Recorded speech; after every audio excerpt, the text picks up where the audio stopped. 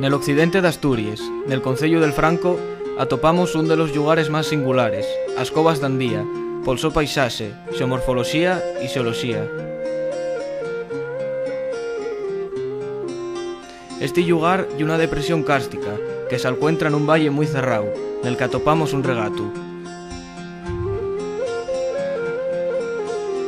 Aquí encontramos mármoles del Cámbrico inferior, que son bastante raros nel occidente de Asturias. La ñatura y la minería en tiempos de los romanos hicieron un relieve singular. Los romanos hicieron una explotación minera, per un llago a cielo abierto y pel otro bajo tierra, que dan lugar a una riestra de cueves y galerías.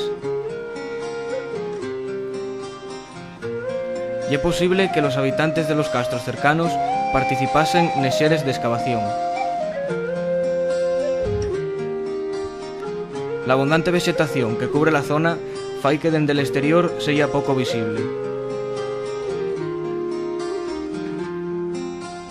Aquí podemos encontrar lloreos, castaños, madroños, a más de fresnos, ablanales, xardones, texos y acarballos, aunque también se encuentran arrodeada pinos y eucaliptos. Estes cueves también tienen una fauna abundante y diversa: ferres, curuxes, corzos, xabariles, raposos, llondres, esquilos. Agora, les cueves d'Andía son monumento natural y formen parte del Parque Histórico del Navia, nel concello del Franco. Y es posible la su visita y encamentámosvos a que les visitéis.